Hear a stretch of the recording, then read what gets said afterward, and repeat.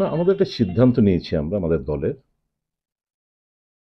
বিগত পঞ্চায়েত নির্বাচনে শাসক গোষ্ঠী যেরকমভাবে গণত গণদেবতাদের ভোট দিতে দেয়নি, তাদের ভোটাধিকার কেড়ে নিয়েছেন, প্রার্থী হতে দেননি, না যারা প্রস্তাবক ওদের উপর আক্রমণ এনেছেন, তারপর প্রার্থীদের মারধর করা হয়েছে, ঘর ভেঙেছে, প্রচুর ইনজিওর্ড হয়েছে, মার্ডারও হয়েছে।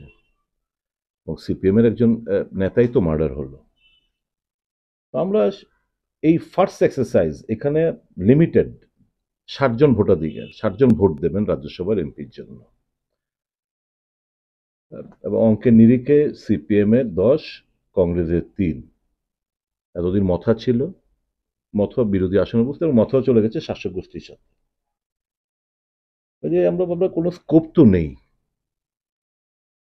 যে এই সমস্ত ফার্স্ট এক্সারসাইজে গিয়ে বিগত দিনের যে পঞ্চায়েত নির্বাচন যেভাবে প্রহসনে পরিণত করেছে, শাসক গোষ্ঠী বলবে গণতন্ত্রের জয় হয়েছে, এই রেজাল্টের আজকে বলবে এরা।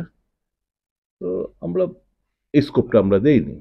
আমরা এ রাজ্যের মানুষের ভোটাধিকার কেড়ে নেওয়া হয়েছে, গণতন্ত্র আজকে পদদলিত। তারই প্রতিবাদে আমরা আমরা দল এবং আমাদের ৩ জন বিধায়ক আমরা সিদ্ধান্ত নিয়েছি, আমাদের দলও সিদ্ধান্ত নিয়েছে যে এই ভোটদান থেকে আমরা বিরত থাকবো। আমরা ভোট বয়কট না, we have abstained ourselves from voting in protest against the tremendous atrocities or undemocratic attitude of the party in power.